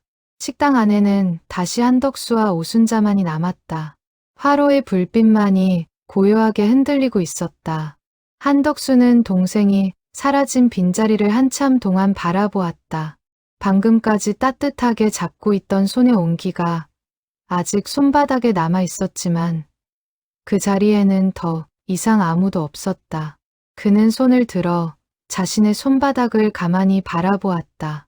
마치 그 온기를 놓치지 않으려는 듯한 몸짓이었다. 가셨군요. 오순자가 조용히 말했다. 한덕수는 고개를 끄덕였다. 눈물이 다시 차올랐지만 이번에는 슬픔만으로 가득한 눈물은 아니었다. 거기에는 안도와 감사, 그리고 옅은 그리움이 함께 섞여 있었다. 고맙습니다, 사장님. 이런 시간을 만들어 주셔서 저는 그저 자리를 마련했을 뿐입니다. 모든 건 두 분이 만들어내신 거예요. 한덕수는 식탁 위에 놓인 작은 수첩과 서류 봉투를 다시 한번 손으로 쓸었다. 그것은 길수가 남기고 간 유일한 증표였다. 사라지기 전 그 물건들만은 식탁 위에 남겨두고 갔다는 사실이 한덕수에게는 또 다른 의미로 다가왔다. 마치 동생이 그에게 마지막으로 전하고 싶은 진심을 손에 쥘 수 있는 형태로 남겨준 것 같았다. 이걸 가져가도 되는 겁니까? 네, 가져가셔도 됩니다. 그건 어르신을 위해 남겨진 것이니까요. 한덕수는 수첩과 봉투를 조심스럽게 품 안에 넣었다. 그것들은 이제 그에게 동생이 남긴 가장 소중한 유산이 되었다. 돈으로도 땅으로도 환산할 수 없는 유산이었다. 그는 자리에서 일어나 창밖을 바라보았다. 눈은 어느새 골목 가득 소복하게 쌓여 있었다. 가로등 불빛 아래로 떨어지는 눈송이들이 마치 무언가를 축복하듯 천천히 내려앉고 있었다. 한덕수는 그 풍경을 바라보며 평생 처음으로 가슴 속이 가벼워지는 것을 느꼈다. 사장님, 동생이 마지막으로 한 말이 자꾸 생각납니다. 형 곁에 있을 거라고, 느끼지 못해도 지켜보고 있을 거라고. 오순자는 그 말에 고개를 끄덕였다. 많은 분들이 그런 말을 듣고 떠나십니다. 저는 그 말이 단순한 위로의 말이 아니라고 생각해요. 사랑했던 사람의 마음은 몸이 사라진다고 해서 완전히 사라지는 게 아니거든요. 그 마음은 남은 사람의 삶 속에서 계속 살아가요. 어르신이 앞으로 베푸시는 작은 친절 하나하나가 어쩌면 동생분의 마음이 어르신을 통해 계속 이어지는 거일지도 몰라요. 한덕수는 그 말을 가슴에 새겼다. 그는 다시 한번 수첩을 가만히 쓸었다. 제가 이제부터라도 동생이 했던 것처럼 살아보겠습니다. 그게 제가 동생한테 갚을 수 있는 유일한 방법인 것 같습니다. 오순자는 옅게 웃으며 그를 문 쪽으로 안내했다.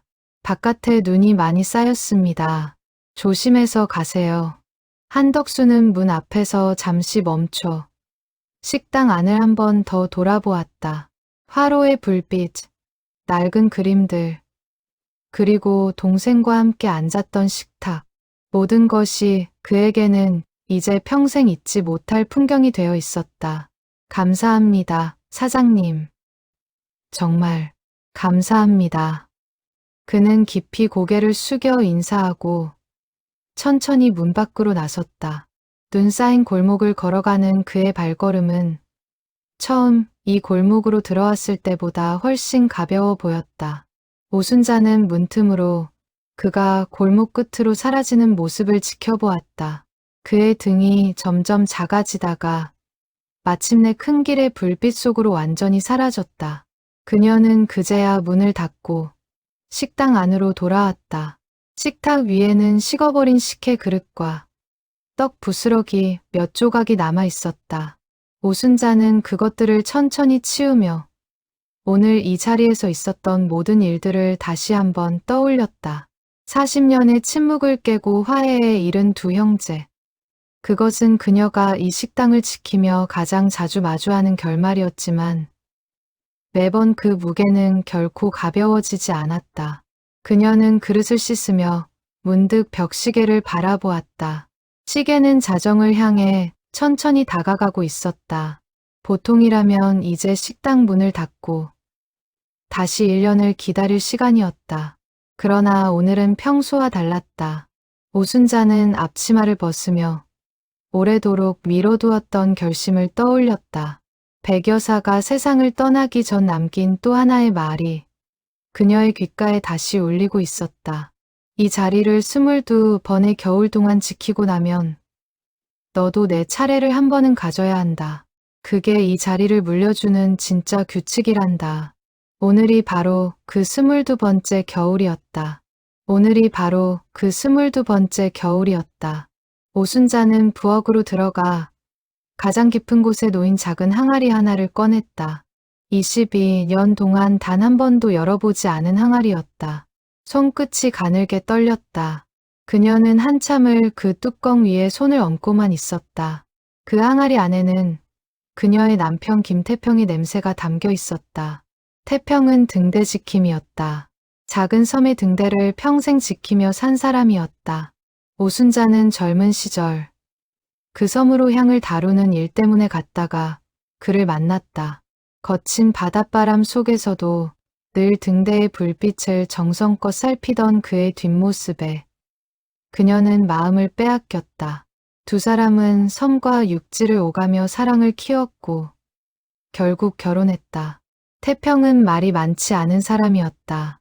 그러나 그가 등대를 지키는 모습에는 늘 깊은 책임감이 담겨 있었다.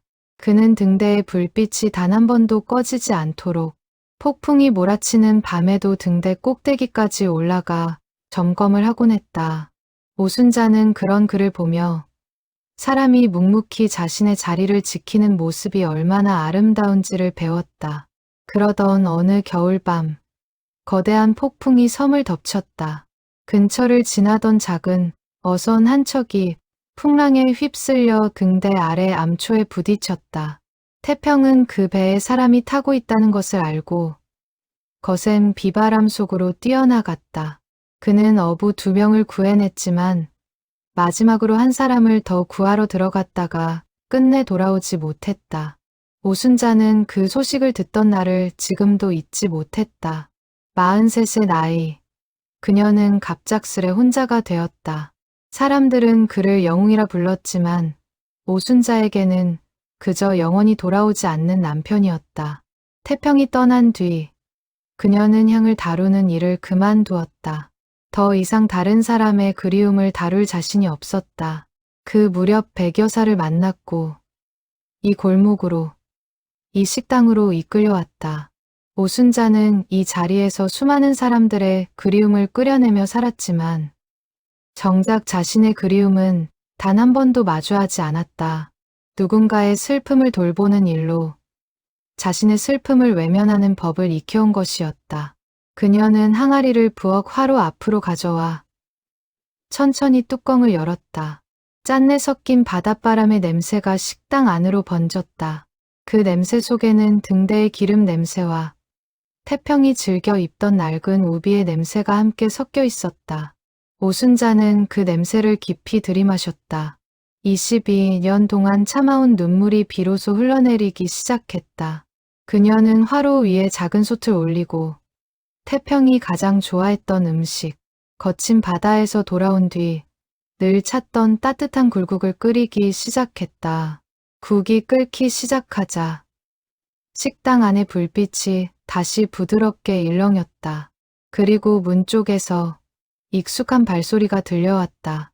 오순자는 국자를 든 손을 멈추고 천천히 고개를 돌렸다. 그곳에는 낡은 우비를 입은 한 남자가 서 있었다. 짙은 눈썹과 단단한 어깨, 그리고 그녀가 평생 그리워했던 그 얼굴이었다. 순자야. 태평의 목소리가 식당 안에 낮게 울렸다. 오순자는 국자를 떨어뜨리며 그대로 자리에 주저앉을 듯 휘청거렸다. 그러나 곧 마음을 다잡고 천천히 그에게로 걸어갔다. 여보. 22년 만에 그녀는 그 한마디를 처음으로 다시 불러보았다. 태평은 그녀에게 다가와 두 손으로 그녀의 얼굴을 가만히 감쌌다. 그의 손은 여전히 거칠고 단단했지만 그 안에 담긴 온기는 옛날과 다르지 않았다. 많이 늙었구나, 순자야. 당신은 그대로네요. 43에서 멈춘 채로 두 사람은 식탁에 마주 앉았다. 오순자는 떨리는 손으로 굴국을 그릇에 담아 그의 앞에 놓았다. 태평은 그 국을 한 숟갈 떠 먹으며 옅게 웃었다. 여전히 맛있구나. 당신 음식 솜씨는 변하지 않았어. 당신이 좋아하던 맛 그대로 끓이려고 애썼어요. 태평은 식당 안을 천천히 둘러보았다. 벽에 걸린 그림들, 항아리들, 그리고 하루의 불빛까지. 여기가 당신이 그토록 오래 지켜온 곳이구나. 내가 다 보고 있었어, 순자야. 매년 첫눈이 오는 날마다 당신이 누군가의 그리움을 위해 이 부엌에 서 있는 모습을. 오순자는 그 말에 눈물이 차올랐다. 보고 있었어요? 정말로요? 그래. 당신이 다른 사람들의 슬픔을 어루만져주는 동안 나는 늘 자랑스러웠다. 동시에 미안하기도 했어. 당신이 정작 자기 자신의 슬픔은 한 번도 들여다보지 않는 것 같아서.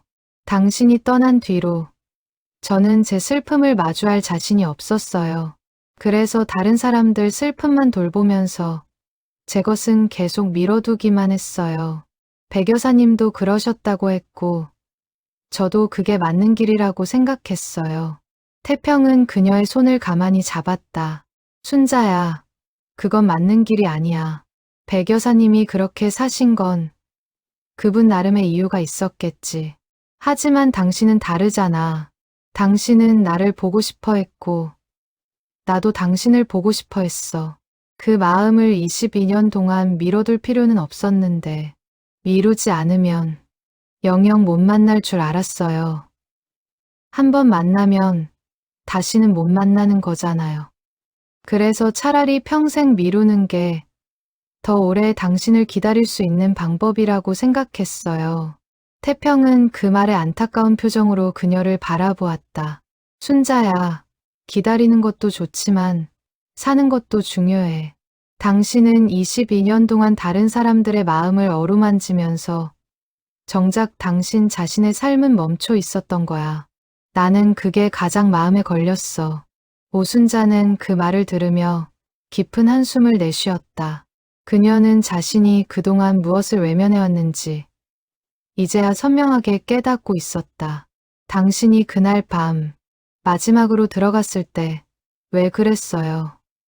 두 사람이나 구했으면 됐잖아요. 왜 한 사람을 더 구하러 가야 했어요? 태평은 그 질문에 잠시 먼 곳을 바라보는 듯한 표정을 지었다. 그 배에 어린아이가 타고 있었어. 어부의 막내 아들이었지. 그 아이를 두고 돌아설 수가 없었어. 순자야, 만약 내가 그 아이를 두고 왔다면 나는 등대를 지킬 자격이 없는 사람이었을 거야. 등대 지킴이라는 건 그런 순간에 등을 돌리지 않는 사람이어야 하니까. 오순자는 그 말을 들으며 자신이 사랑했던 사람이 어떤 사람이었는지 다시 한번 깊이 깨달았다. 그는 평생 누군가의 안전을 지키는 일에 자신의 모든 것을 바쳤던 사람이었다. 그 점이 그녀를 슬프게도 동시에 자랑스럽게도 만들었다. 하지만 당신을 저는 그렇게 잃었어요. 알아. 그게 당신한테 얼마나 큰 짐이 되었을지 나도 알고 있어. 미안하다, 순자야. 당신을 혼자 두고 가서. 오순자는 그의 손을 두 손으로 꼭 감쌌다. 미안해하지 마세요. 당신은 옳은 일을 했어요. 저도 이제는 그렇게 생각할 수 있을 것 같아요. 그동안은 그 생각을 하면 너무 아파서 차마 받아들이지 못했어요. 태평은 그녀의 머리를 가만히 쓰다듬었다. 순자야, 이제 이 식당 일은 그만 내려놓는 게 어떨까? 22번의 겨울을 지켰으면 충분히 다 한 거야. 누군가에게 이 자리를 물려줄 때가 된 것 같구나. 오순자는 그 말에 가슴이 먹먹해졌다. 22년이라는 시간이 단순한 숫자가 아니라 그녀의 청춘과 중년을 모두 통과한 시간이었다는 것을 새삼 깨달았다. 이제 그 시간을 내려놓아도 된다는 허락을 가장 그리웠던 사람으로부터 받는 순간이었다. 하지만 다음 사람을 누구에게 맡겨야 할지 모르겠어요. 순자야, 그건 자연스럽게 찾아올 거야. 백 여사님이 당신을 찾아왔던 것처럼 너무 걱정하지 마. 오순자는 그 말에 마음이 조금씩 가벼워지는 것을 느꼈다. 22년 동안 짊어졌던 책임감의 무게가 조금씩 내려앉고 있었다. 여보, 저는 이제 어떻게 살아야 할까요? 당신 없이, 이 식당도 없이. 순자야, 당신은 누구보다 사람의 마음을 잘 읽는 사람이야. 그 능력을 이 식당 안에만 가둬두지 말고 더 넓은 곳에서 써보면 어떨까? 동네 사람들과 어울리면서 평범한 하루하루를 살아가는 거야. 그게 내가 바라는 당신의 모습이야. 오순자는 고개를 끄덕였다. 눈물이 다시 흘렀지만 이번에는 무겁지 않은 눈물이었다. 벽에 걸린 시계가 째깍거리며 1시간이 거의 다 되어가고 있음을 알렸다. 태평은 그녀의 두 손을 꼭 잡은 채 마지막으로 그녀의 눈을 깊이 들여다보았다. 벽에 걸린 시계가 째깍거리며 1시간이 거의 다 되어가고 있음을 알렸다. 태평은 그녀의 두 손을 꼭 잡은 채 마지막으로 그녀의 눈을 깊이 들여다보았다. 순자야, 시간이 다 된 것 같구나. 오순자는 고개를 끄덕였다. 슬픔이 밀려왔지만 동시에 이상한 평온함도 함께 찾아왔다. 그녀는 22년 동안 미뤄두었던 이 순간을 마침내 온전히 받아들이고 있었다. 여보, 가기 전에 하나만 더 물어봐도 될까요? 무엇이든. 제가 이 식당을 지키는 동안 정말 자랑스러웠어요. 태평은 깊이 고개를 끄덕였다. 순자야, 당신은 내가 아는 가장 강한 사람이야. 슬픔을 안고도 매년 다른 사람들의 슬픔을 어루만져 주었잖아. 그게 얼마나 어려운 일인지 나는 알아. 당신은 등대처럼 자기 자리에서 묵묵히 빛을 비춰온 사람이야. 오순자는 그 말에 환하게 웃었다. 눈물과 웃음이 동시에 얼굴에 번졌다. 고마워요, 여보. 그렇게 말해줘서. 순자야, 이제 나는 가야 해. 하지만 약속할게. 늘 당신 곁에 있을 거야. 보이지 않아도, 느껴지지 않아도 항상 당신을 지켜보고 있을 거야. 저도 알아요. 이제는 받아들일 수 있을 것 같아요. 태평은 그녀의 손을 마지막으로 꼭 쥐었다가 천천히 놓았다. 그의 모습이 안개처럼 서서히 옅어지기 시작했다. 사랑한다, 순자야. 저도 사랑해요, 여보. 평생 변함없이. 그 말을 끝으로 태평은 완전히 사라졌다. 식당 안에는 짠내 나는 바닷바람의 잔향만이 옅게 남아 있었다. 오순자는 한참을 그 빈자리를 바라보다가 마침내 평온한 표정으로 고개를 들었다. 그녀는 자리에서 일어나 화로의 불을 정리했다. 항아리들을 하나씩 살피며 선반 위에 가지런히 정돈했다. 이 모든 의식을 마지막으로 치르는 사람처럼 그녀의 손길에는 정성과 함께 작별의 의미가 담겨 있었다. 문 밖으로 나서자 눈은 어느새 그쳐 있었다. 골목 전체가 새하얀 눈으로 덮여 고요했다. 오순자는 골목 끝을 바라보며 오늘 이 자리를 거쳐간 한덕수를 떠올렸다. 그가 동생과 나눈 화해가 앞으로 그의 삶을 얼마나 다르게 바꾸어 놓을지 생각하며 그녀는 옅은 미소를 지었다. 며칠 후 한덕수는 동네 복지관을 찾아갔다. 그는 길수가 남긴 수첩을 본떠 형편이 어려운 노인들에게 정육점에서 배운 솜씨로 반찬을 만들어 나누는 작은 모임을 시작했다. 처음에는 어색했지만 시간이 지나며 그는 그 일에서 동생이 평생 느꼈을 법한 작은 보람을 조금씩 알아가고 있었다. 그는 매달 차례상에 놓던 그릇 하나를 이제는 살아있는 누군가의 밥상 위에 올려놓는 일로 바꾸어 갔다. 복지관에서 만난 한 할머니는 한덕수가 만들어온 장조림을 먹으며 눈물을 글썽였다.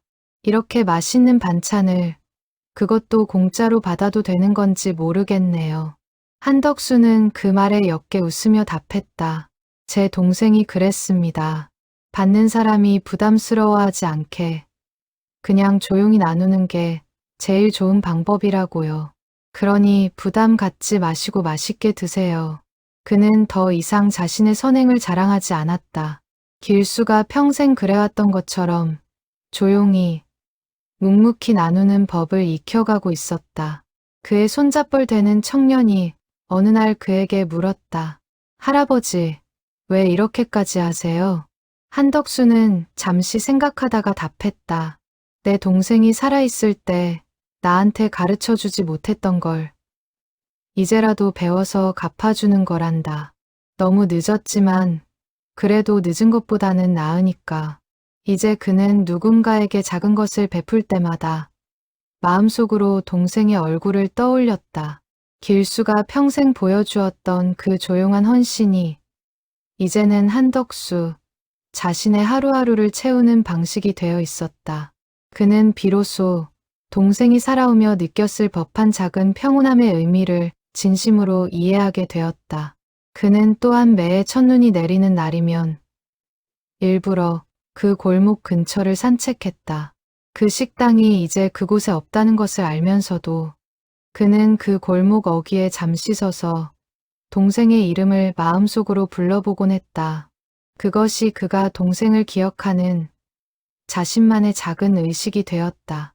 눈이 소복하게 쌓인 골목길을 걸을 때마다 그는 어린 시절 형제가 함께 만들었던 눈사람을 떠올렸다.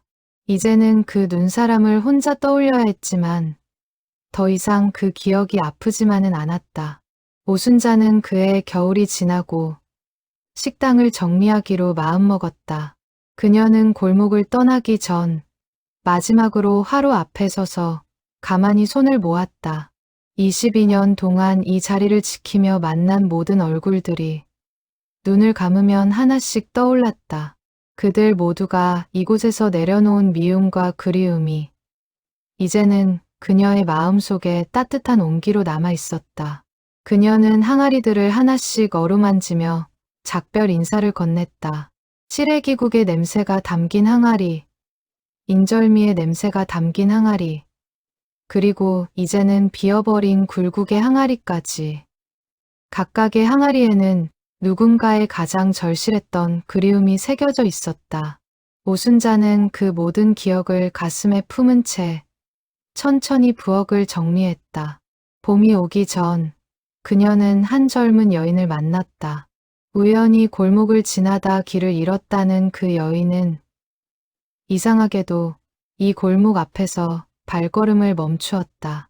오순자는 그 여인의 눈빛에서 백여사가 자신을 처음 만났을 때 느꼈을 법한 어떤 예감을 느꼈다. 그녀는 그 여인에게 다가가 조용히 말을 건넸다. 혹시 차 한잔하고 가시겠어요? 여인은 잠시 머뭇거리다가 고개를 끄덕였다. 두 사람은 빈 식당 안에 마주 앉았다. 오순자는 따뜻한 차를 따라주며 천천히 자신의 이야기를 시작했다. 22년 전 백여사가 자신에게 그러했던 것처럼 이야기는 그렇게 또 다른 누군가의 손으로 이어질 준비를 하고 있었다. 첫눈이 내리는 날에만 열리는 식당의 불빛은 그렇게 해마다 누군가의 가슴 속 가장 깊은 그리움을 따뜻하게 어루만지며 조용히 이어지고 있었다. 오순자는 그 후 동네의 작은 한옥집으로 거처를 옮겼다. 더 이상 첫눈을 기다리며 골목을 청소하지는 않았지만 그녀는 매일 아침 동네 사람들과 안부를 나누며 평범한 하루를 살아갔다. 가끔 시장에서 한덕수와 마주치면 두 사람은 가벼운 인사를 나누곤 했다. 그는 그녀가 어떤 식당을 운영했었는지 정확히 알지 못했지만 그녀를 볼 때마다 이상하게 마음이 편안해진다고 말했다. 오순자는 그 말에 그저 웃기만 했다. 그녀는 가끔 마당에 나가 하늘을 올려다보는 습관을 버리지 못했다. 구름의 무게와 바람의 결을 살피던 오래된 버릇이었다. 그러나 이제 그것은 누군가를 기다리는 일이 아니라 그저 하루의 날씨를 가늠하는 평범한 습관이 되어 있었다. 그녀는 그 변화가 마음에 들었다. 기다림 대신 살아가는 일로 그녀의 하루하루가 채워지고 있었다. 사랑은 결코 사라지지 않는다. 다만 어떤 형태로든 누군가의 삶 속에서 계속 흘러갈 뿐이다. 미움으로 굳어버린 마음도 시간이 지나면 다시 녹아 사랑으로 흐를 수 있다는 것을. 그 골목의 작은 식당은 해마다 첫눈과 함께 그 사실을 조용히 증명하고 있었다. 그리고 다음 해 첫눈이 내리던 날, 그 골목 어귀의 낡은 나무 문은 다시 한번 조용히 열렸다. 이번에는 오순자가 아닌 다른 누군가의 손으로. 골목은 여전히 지도에 나오지 않았다. 가로등은 여전히 2개뿐이었고 그중 하나는 여전히 깜빡거렸다. 다만 문을 여는 손이 바뀌었을 뿐 그 안에 담긴 마음만은 변하지 않았다. 누군가는 평생 가장 미워했던 사람을 떠올리며 그 문을 두드릴 것이고 누군가는 평생 가장 사랑했던 사람을 떠올리며 그 문턱을 넘을 것이다.